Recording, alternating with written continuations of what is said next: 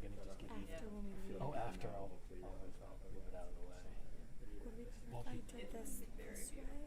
Sure. I'm just gonna move this straight. Just so when we all leave,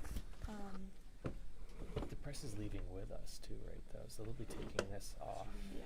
But I just want so we'd have to move the table for you. That's another good stuff. Yeah. Yeah. This is good.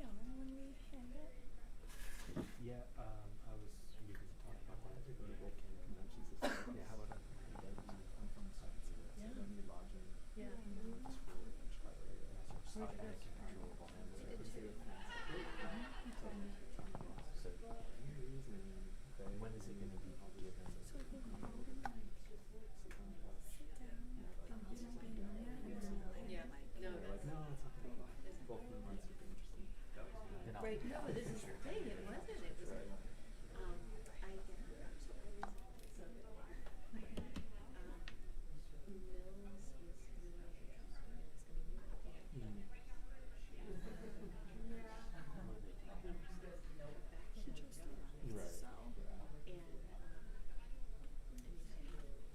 Mills was really interested in this community. He just left, so. So he's gonna go do a quick hug. Right.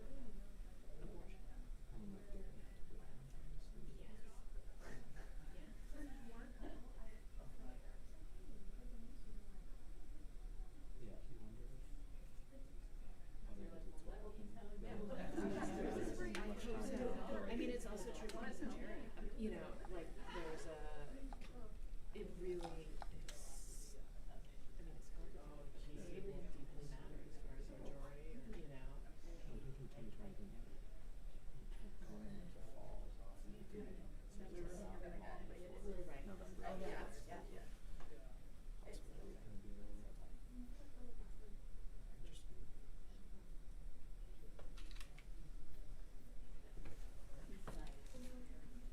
When did you graduate?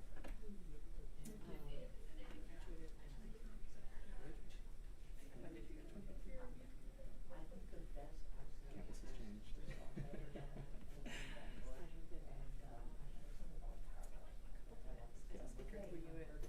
Yep. Yeah, I was German.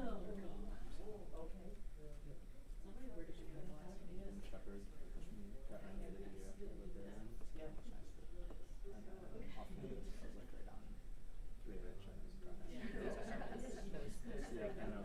Very house with like 6 students, so it's pretty fun. But, yeah, it was always appreciated how close everything was, and didn't have a lot of public transit. Same. What about you? I was in Bob. Oh, yeah. Very bad. You kids still haven't torn it down, right? And then I was in Allison. And then I was away for my junior year. Oh, awesome. And then I didn't go to Medill. I was at English and Medicine. Yeah. And then I lived on Hamlin in a little apartment Yep. building for my senior year.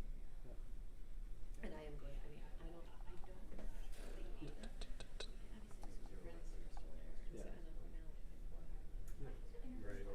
Yeah, I used to live in Louisville, so it was really easy to drive 5 hours to go back for homecoming, any event, see friends.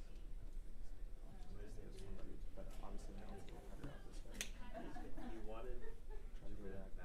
next month. I have names.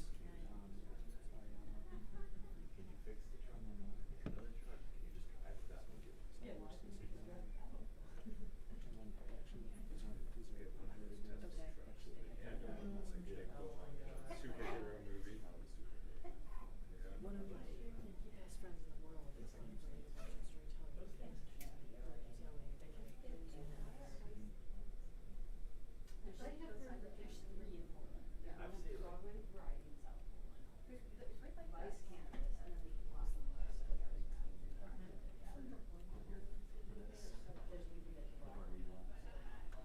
We had a funeral I'm waiting to first see lady one forever. for I mean, Wednesday.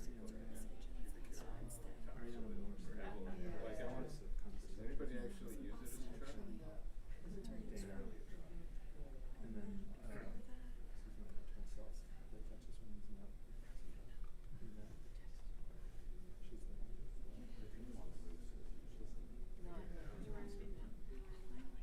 Oh, yeah. Okay, great. Thank you.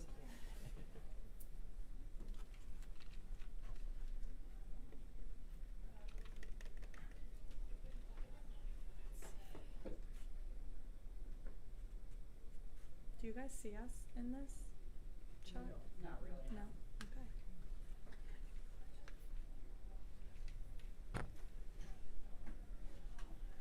Is that our set? This one's But those things?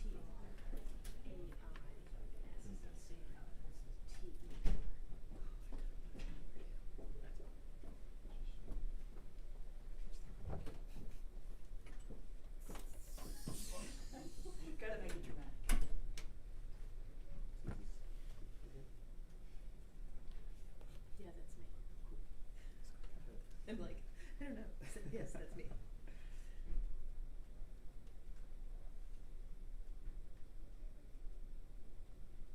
Hmm. Is it a monthly print? It's a, I don't know. the print magazine is bi-weekly, Oh, so it's and then but the online component is, nonstop. Cool. Oh, yeah. Sorry.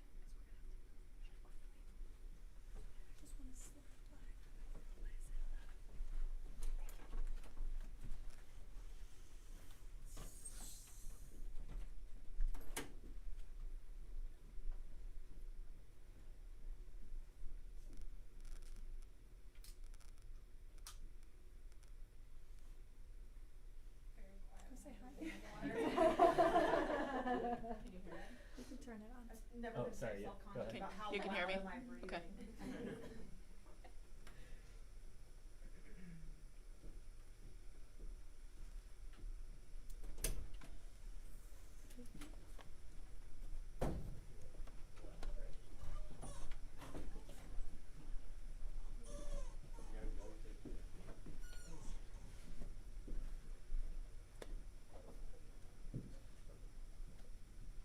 Good afternoon, everyone. Hi.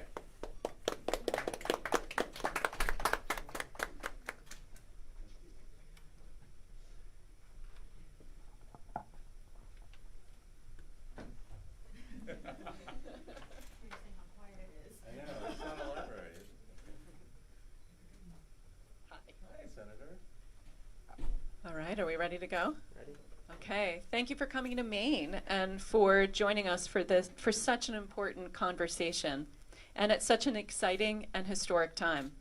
I'm thrilled to be here today, and I proudly represent the people of Scarborough and Gorham in the Maine State Senate. I have a 100% voting record with the Planned Parenthood Maine Action Fund.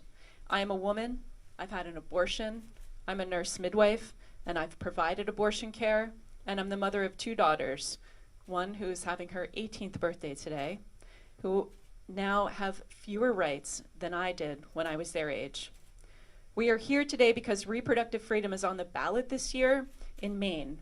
And while I'm proud to have joined my Democratic colleagues and our governor in expanding access to abortion care in Maine and protecting both abortion patients and providers, it will not be enough to protect Mainers from Donald Trump and J.D. Vance's extreme agenda to ban abortion nationwide, restrict access to contraception, and defund Planned Parenthood. Let me be clear. If Trump and Vance gain power, they will ban abortion in all 50 states, including right here in the state of Maine. Their plans are all spelled out in Project 2025, a blueprint for a second Trump presidency written by his close allies.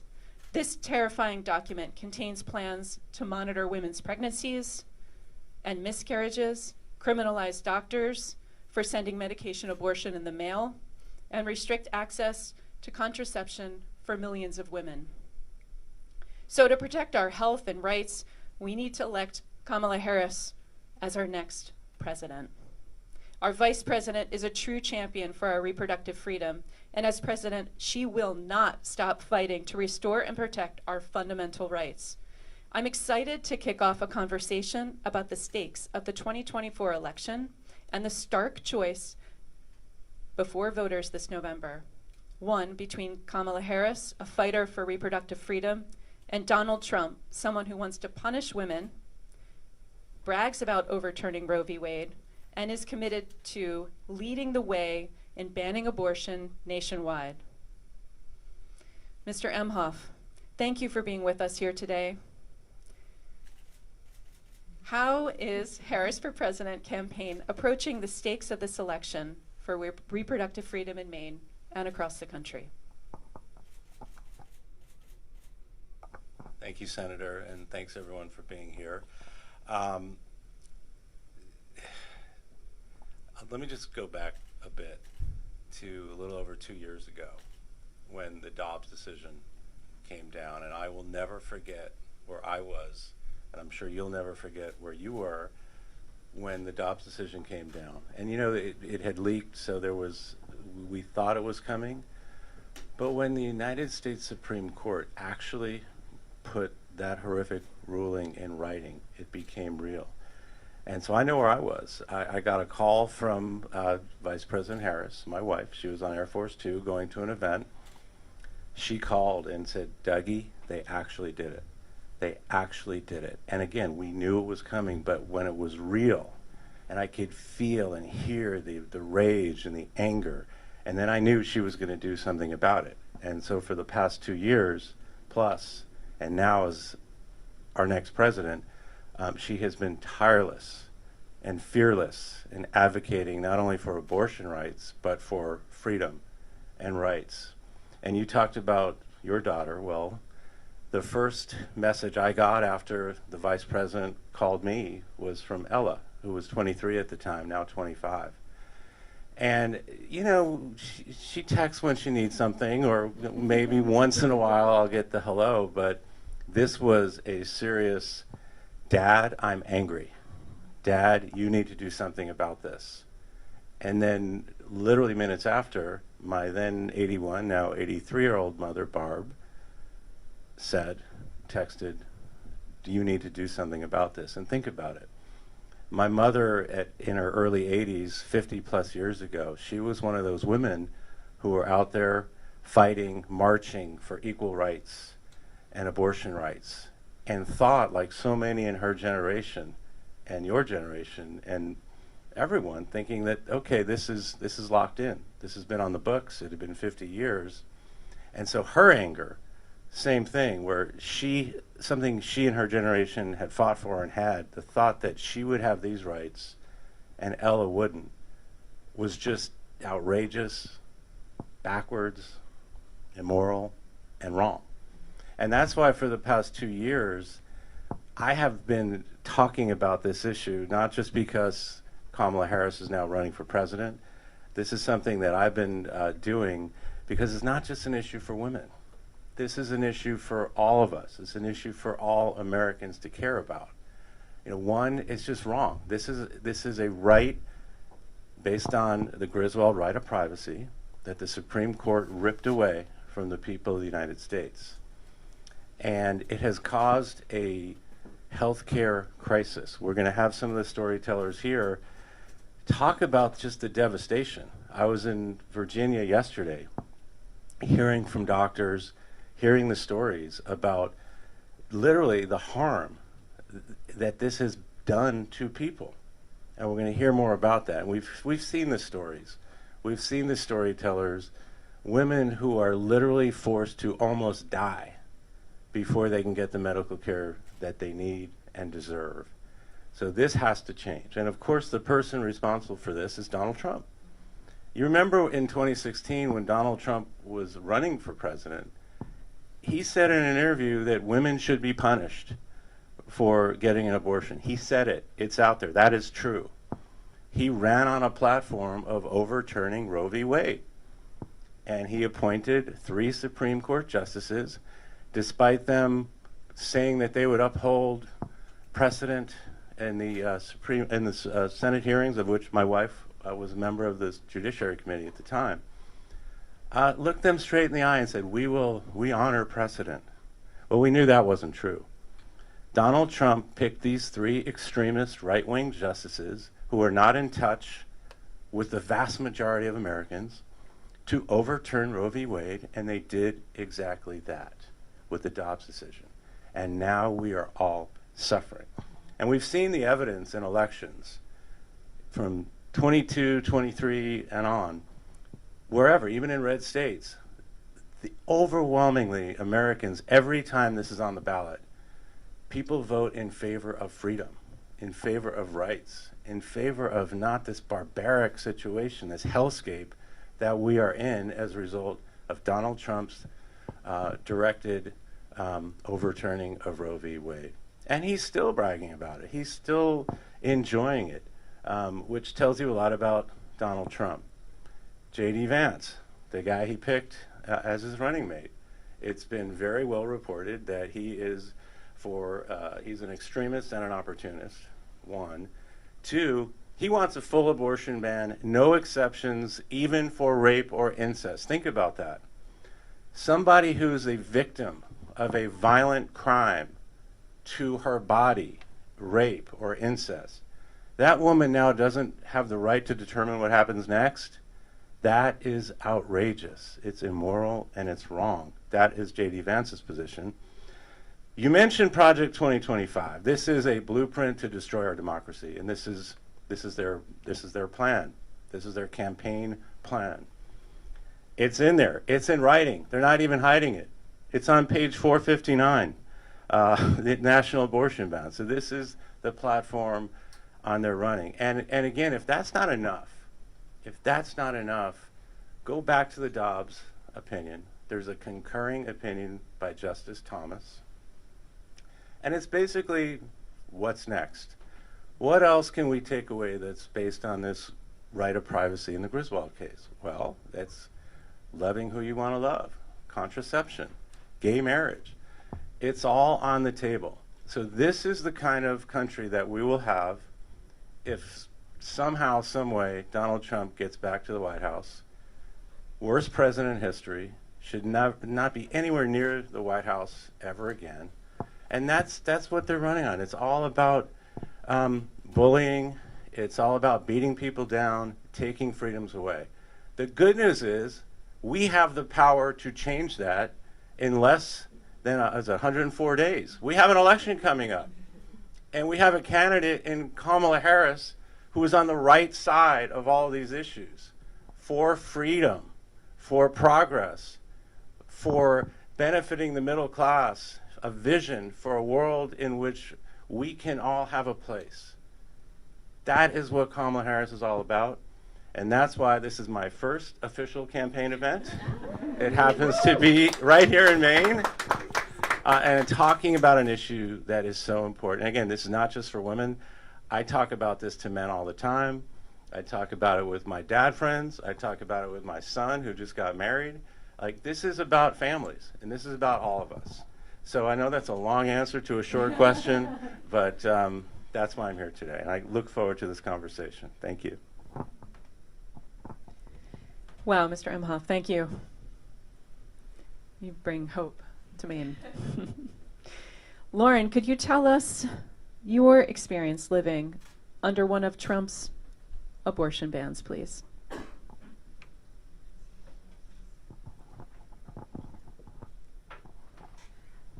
Hi, y'all. Texan.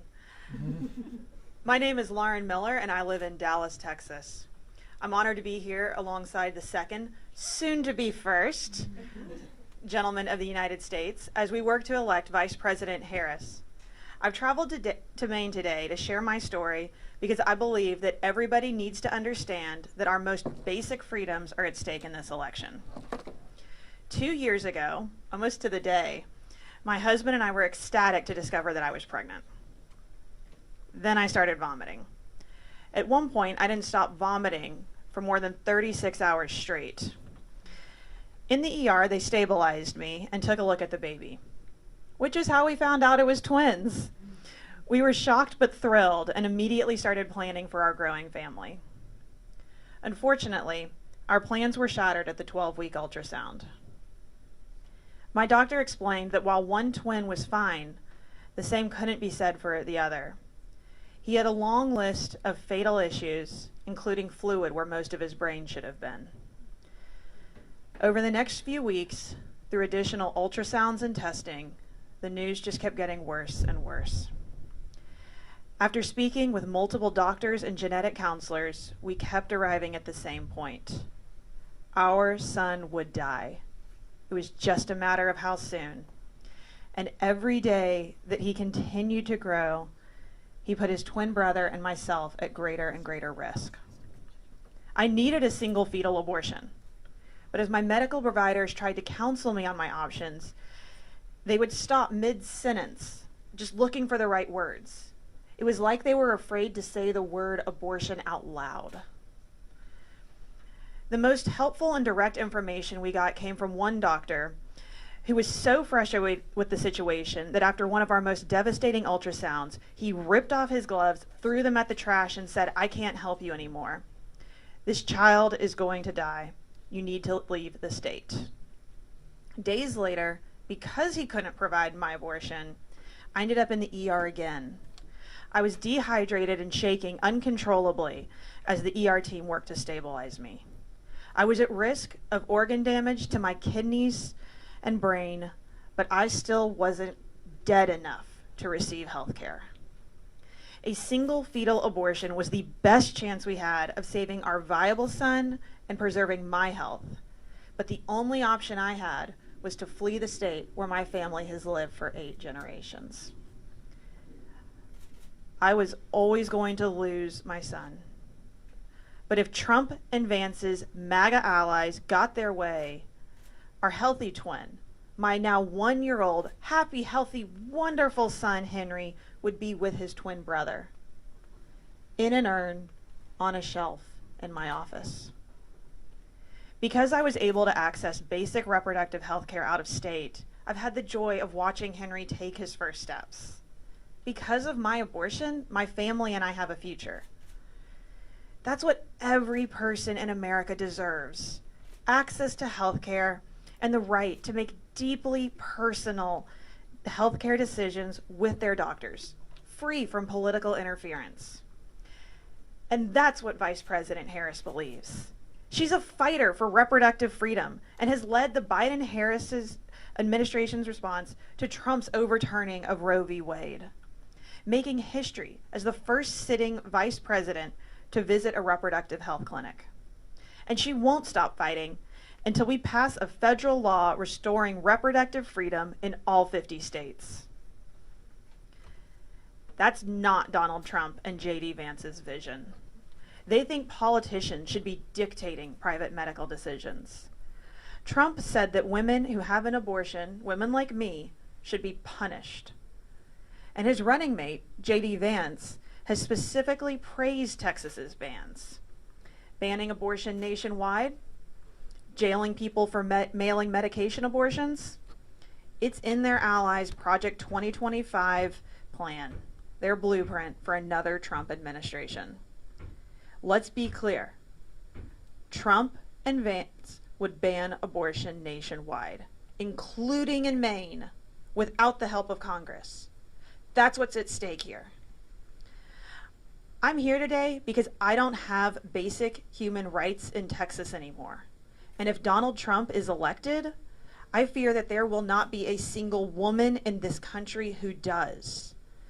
The lives of every single person who you know who could get pregnant are on the line in this election. The two potential futures we face could not be more stark.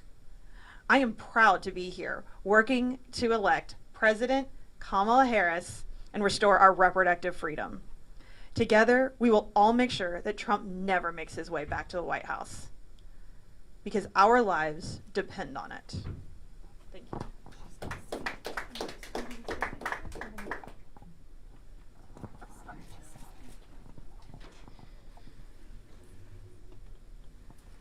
Because of Donald Trump, more than 1 in 3 women of reproductive age live under an abortion ban.